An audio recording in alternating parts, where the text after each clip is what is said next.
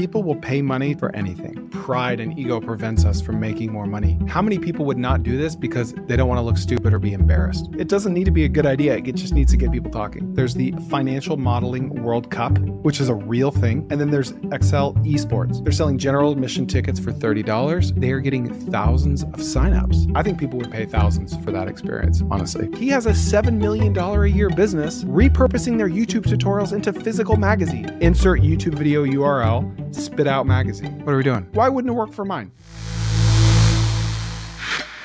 So I'm on Instagram and I see this viral video of a horse that is like someone shaved these crazy intricate patterns into its hair, right? Like beautiful. It looks like a tattoo, like huge, huge patterns. And then I learned that this video was promoting some like horse hair competition event in no-name city, like Clovis City, California, with 7,000 people. Like this is like not LA. This is like Central Valley, California, where no one lives. They're selling general admission tickets for $30. They're selling, you could admit your horse to be judged and graded for $110. You can have a booth, like a sponsored booth, for $320. And they're getting thousands of signups for people to come bring their horses that have cool haircuts. And then for other people to just come look at them. Yeah, that's genius. Well, it's a genius idea to make money, first of all. Also, for whoever, if it's a barber that's putting this on, it's a great way for him to get lots of new clients for his barbershop, as well as all the other barbers. Yeah, I thought that was an awesome idea. So then I was thinking, okay, what other industries could do this? If you're a version of this, because you can't always, I don't think you'll always be able to charge for the event, but it could be a cool event that's free, that's a fun competition. So I was thinking like, if you're a window cleaning company, just have the event be, bring me the dirtiest cars you can, bring them in, and I will speed clean it for free, and you tie me or whatever. That's one. Another one would be, you get accountants in a room and you bring a bunch of people that need their taxes done, and you have a race to see who can get the taxes done the fastest and do it all for free. But like, there are ways that you can be creative and have fun events that get eyeballs and you get customers. And obviously this barber struck gold with his idea. I think there's a good saying that there's no such thing as a boring business. There's only boring content. So nobody has a boring business. You just got to be creative with the content sometimes. Well, dude, there's like at least 2 companies doing this with Excel. There's the Financial Modeling World Cup, which is a real thing. People live stream their screens, crunching Excel numbers. And then it's called Excel Esports, which is basically a direct competitor to the Financial Modeling World Cup. I'm sorry, but if people will pay money to compete in and watch that, they will pay money for anything. Okay. Anything that people are passionate about. One of those has been on ESPN too. They've streamed like the championship on one of those. I saw it while scrolling. So yeah, it's crazy. I mean, like Microsoft, Notion, Airtable, they sponsor these events. It costs up to $100 to compete in these events. Like, why not like a vibe marketing or a vibe coding live streaming event or competition? It could be worldwide. It could be like Twitch. It could be like, just picture this. You get a bunch of vibe marketers and you get them all in the same Google Meet. And one of the requirements is they have to share their screen. And you say, all right, the idea is an app that keeps track of your golf score. And we will grade you on these 5 categories. Or maybe you say the actual idea after all this, because people are going to get started early. Yeah. We're going to grade you on these 5 categories: user interface, user design, what does your database look like, ease of use. And it's basically like first person to submit your successful like Apple App Store application wins $5,000. Yeah. Right. And then they just share their screens, and then you have a commentator, someone who knows what they're talking about. Like, okay, this guy, oh, look at him. He's moving these pixels around. Oh, he's going for Replit. Oh my gosh, this guy's going for windsurf. I didn't know windsurf was good for Apple apps. That would sell. I'm sorry, but like, what are we doing? We need to do that. You should do that. You know what you could do? You could crowdsource people from Twitter or whatever, or just go to Lovable and Bull and Flutterflow and Replit and be like, hey, I want you to send me one person that's going to use yours. And we're going to showcase the top 6 in real time, and let's see who wins. And it'll be fun. You know, we're not going to talk bad about any of your platforms or whatever, but we'll have a live commentator like you were saying. But that'd be a really fun event. Oh my gosh. I'm like, this is the look on my face when I'm like really thinking deeply about something. You should actually do. I feel like you need to limit it to like 10 people because there's only so much you can look at on a screen. Maybe even like 9 people. So it's like a 3x3 grid on a computer screen, right? Yeah, that would be good. So here's how this works. I make you free videos. I actually know what I'm talking about. I have no greasy sales pitch at the end. And if you implement what I talk about, you'll make a lot more money and have a better life. And all I ask for in return is that you hit the subscribe button and maybe even the notification bell just like that. Thank you. You probably want to have some sort of filtering mechanism. We don't need to find like the Nikita Beers of the world, but just like your average stay-at-home marketing bro vibe coder. Like I think it needs to be like a non-coder, right? Yeah, that would be best. Yeah. Someone that maybe knows a little bit of their way around, but yeah, a non-coder that'd be cool. Yeah. I think Bolt is doing something like this, but it's in person. Have you heard about that? Like a hackathon they have or that something? Competition. I saw something that was a one-on-one a few weeks ago. On Twitter, I think I saw that. You know, you could also do the like Paul Bunyan versus the chainsaw version. You could, the Paul Bunyan being an actual coder who's coding the whole time. Chainsaw version being Replit or Flutterflow or Bolt or whatever. And theoretically, the second version is going to be faster for sure.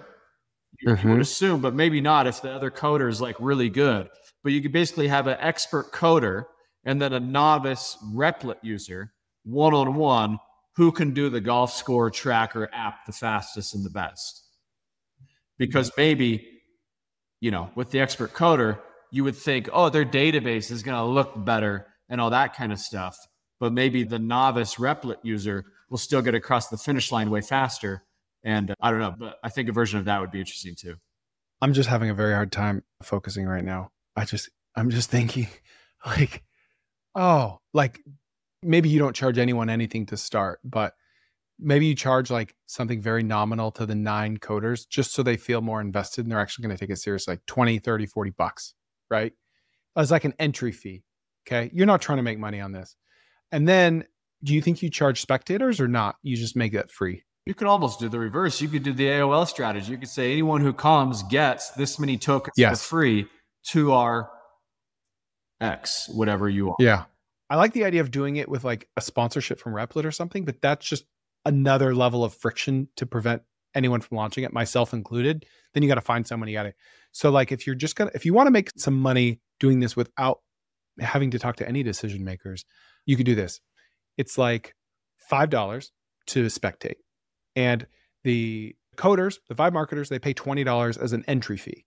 Only 9 people. And you pay $5 to watch. And then the winner gets like half of the pot, like half of the door fees. That kind of incentivizes the entrants, the competitors, to invite their friends and family to come watch. Because if they win, they get a bigger share of the pie. But you could also do it where it's like, it is a 60-minute clock. All right.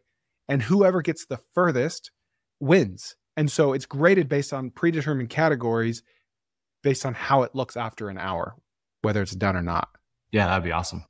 And so one person might have beautiful design, but it's just not functional, or vice versa, but they're all graded the same. Yeah. I want to do this. Very different version of this, but the same business model was a very small business that I had in high school, which was based off of the short story Most Dangerous Game. I don't know if you ever read that. But that sounds familiar. We had to read it it was mandatory reading, but it was short. So I read it. I didn't use the cliff notes on this one. It is a story about like a guy hunts a human on an island. Anyway, after we read it, we all became obsessed. So I would organize Most Dangerous Game competitions where everyone would have to pay $20 towards the pot. And what it was you would know the end location of the race before the event started. You wouldn't know the start location though. So then all the racers would be taken to the start location on the day of. It'd be in the evening. And there were also shooters who would shoot you with a paintball gun, who also had to pay the entrance fee of $20 each. And whoever the first racer is to get to the end without getting hit gets half the pot. The shooters get the pot of each person they hit, and then I would just take the difference. So anyway. Interesting. That reminds me of an idea I had like 10 years ago. Have you ever heard of Diet Bet? Heard of that? Dietbet.com. Set up or join a weight loss challenge. This website gets 5,000 visitors a month. I think it used to be a lot bigger, but I had the idea of survivalbet.com.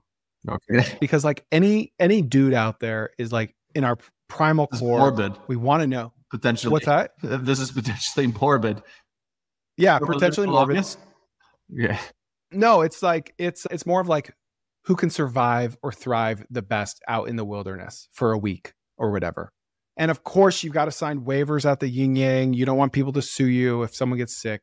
Yeah. But it's kind of like the show Alone. Have you ever seen Alone? Such a good show. Yeah, crazy. But it's just for like the everyday man. And it's going to cost like $3,000 to do it. Yeah. And you just need someone that can rent or borrow or steal or own 50 to 500 acres of land anywhere.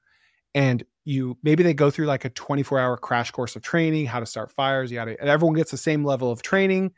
And then they go out there and survive.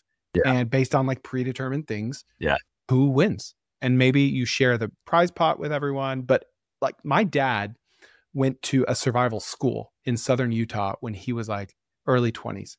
And they don't have it anymore. And how long? I think like a month. I think it was like 30 days. He spent like a week training, but then he was all by himself for 30 days, like in the desert trying to survive. And his dad did it.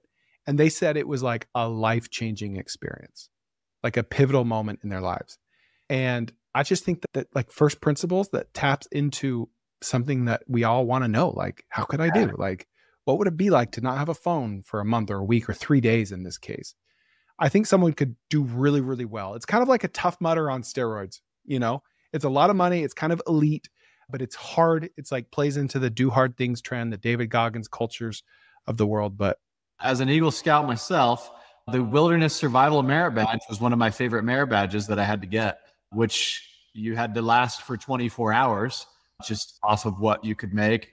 And you had to, make your own little shelter, your own fire and stuff. So I think it's cool. Innate in lots of people, especially men, would be very intrigued by this idea.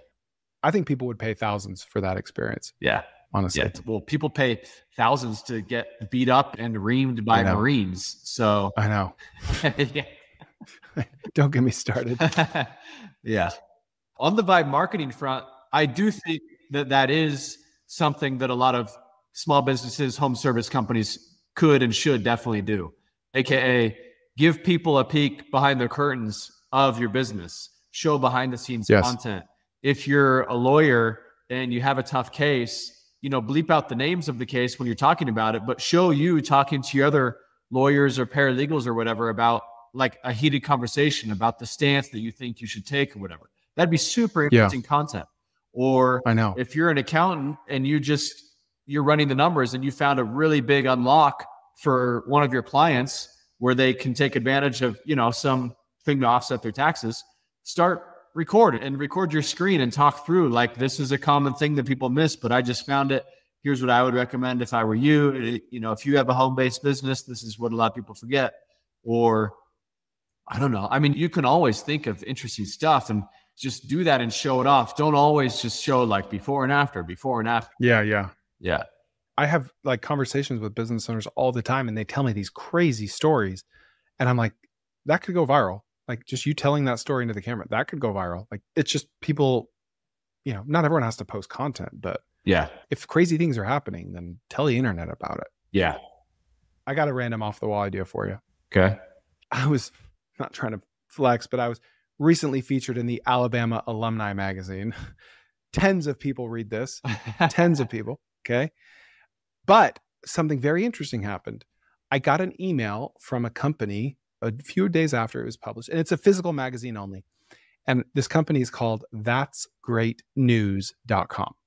Okay. And this email, it looked personalized at first, but then it was clear it wasn't. If you go to that'sgreatnews.com, it's very clear what they do. They've got a decent landing page because I can see what they do. They were like, Chris, congratulations. You were just featured by the Alabama Alumni Magazine. We would love to send you a plaque, like with like featuring a page from this with like plexiglass over it and yada, yada, yada. At first I thought, oh, this is cool. Like this is just a gift from the University of Alabama to say thanks for taking the time to be in our magazine or whatever. And then I'm like, no, this is really good marketing. And then I saw in the fine print of the email, it's like, we are not associated with the University of Alabama in any way. And I'm like, okay. Yeah.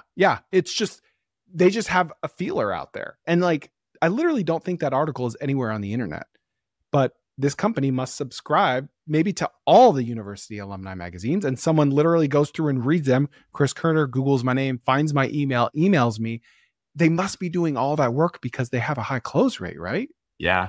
I mean, I would bet that their close rate's like 50%. Who wouldn't want to commemorate this thing where they were just happily featured in with the thing that, you know, might cost you $40 or whatever, because I'm sure they're charging for it. Yeah. But yeah, I mean, everybody likes, especially if, you know, it's like an alumni magazine, everyone's, you know, most people are pretty proud of where they went to college. So yeah, that's a super smart idea. I did a little digging into this company, and they've been around for a while, and they seem to have a pretty big presence. Like, think of all the random magazines out there or newspapers that we don't even know exist, right? Yeah. This company, they have had a website since 2003. Like, that sounds like a moat to me. That sounds like they're crushing it. I had Al Doan on my podcast a week or so ago, and he has a $7 million a year business repurposing their YouTube tutorials into physical magazines. That's crazy. The magazine, did you hear that? Yeah. The magazine cost them 80 cents. Yeah. And they charge like $7 every 2 months for it. And he didn't think it would be anything. And it's a 7-figure profit business. So people are paying to hear him again or to read him. Yeah. Okay. First of all, so video is cool, but you know what's better? Long form audio via podcast and my newsletter, tkopod.com. Go there to subscribe for free to my newsletter. It's 1 email a week, very tactical. And then go to my audio podcast, 3 episodes a week, stuff like this. You're going to love it. All free, no sleazy sales pitch, tkopod.com. Someone could do that business as a service for any YouTube channel. I don't think it would work for mine. Actually, it could work for mine. Like, why wouldn't it work for mine? Like, business ideas in a magazine, you know? Yeah. But especially longer form, people that do longer form or tutorials, like, why not?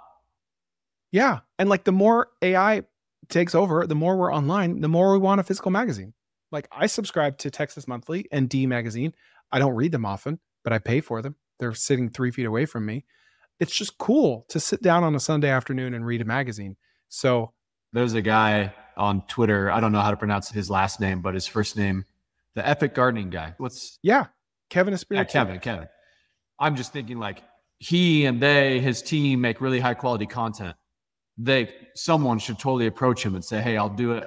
It'll be a magazine. It'll be like the Home and Garden magazine, but just you to your customers. Yep. Maybe it's once a quarter, because maybe there's not enough for monthly versions or whatever. Yep.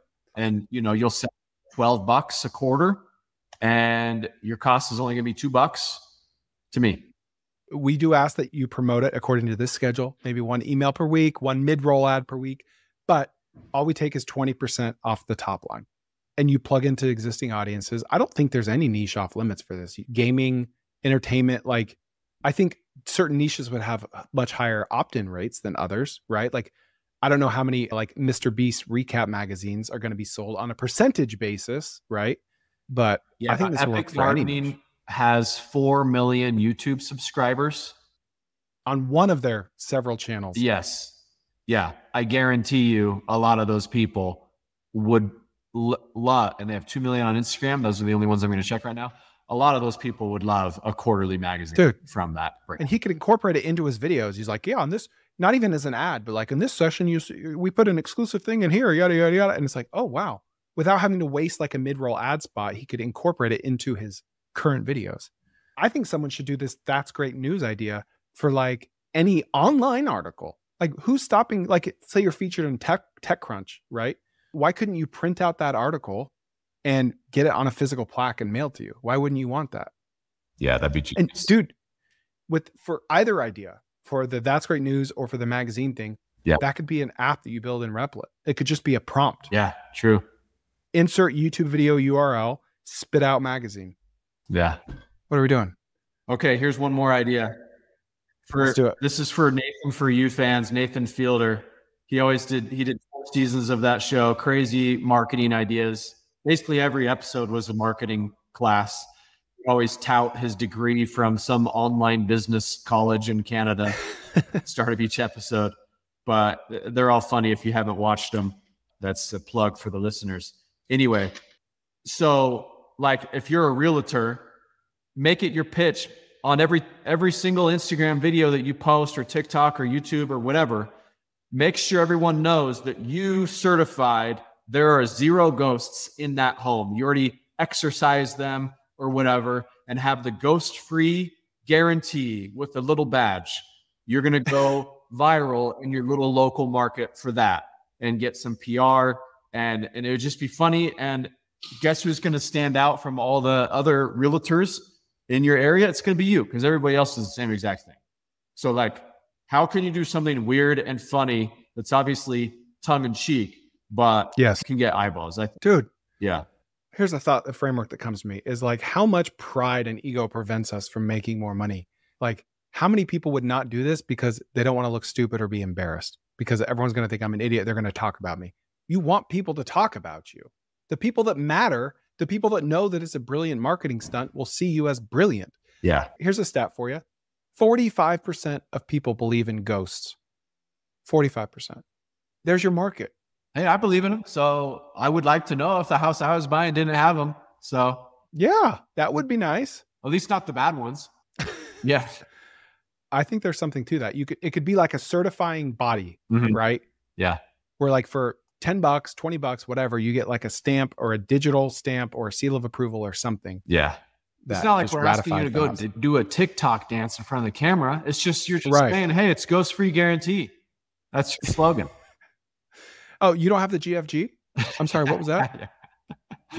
And you could even do like a bottoms up approach where you do like some grassroots campaign to have like the home shoppers ask the realtors. Do you remember, I don't remember, one of the 90s jean brands. That's how they grew like crazy. Jordache, Jordache. Remember them? They just asked all their friends and family to call up all the JCPenney's every day and say, do you have Jordache? Do you carry Jordache? Do you carry Jordache? And then after a month of that, they pitch JCPenney and they're like, oh my gosh, everyone's asking about you. That's the thing. It's bottoms up, right? Yeah. You can even say, Facebook, show me all the people that are home shopping right now. And then you could pitch the GFG guarantee to them so they could, and like do it on a very confined radius, like one city only, but like high ad spend for that one city where they're getting beat up all the time. And then the realtors will naturally see it as well because they're probably going to fall into the algorithm. Yeah. Oh my gosh, my brain's exploding. Yeah. Yeah, that's awesome. I do like Nathan Fielder's idea to have poop flavored frozen yogurt. Oh my gosh. Like some sort of crazy frozen yogurt flavor just to get people in the door and talking about it. The funny thing is almost all of his things actually worked. Like, do you remember the pizza one where it was like, if it's not there within 10 minutes, you get a free one, and they always just showed up with the small free one. Yeah. Yeah. It was like a Totino's pizza roll. Yeah. It gets people talking. It's interesting. Like it doesn't need to be a good idea. It just needs to get people talking. Yeah. Yeah. So funny. All right, Brandon. Okay. Well, thanks. All right. What'd you think? Lots of ideas. Go out and start something. Share this with a friend. Leave me a 5-star review. And I really appreciate you.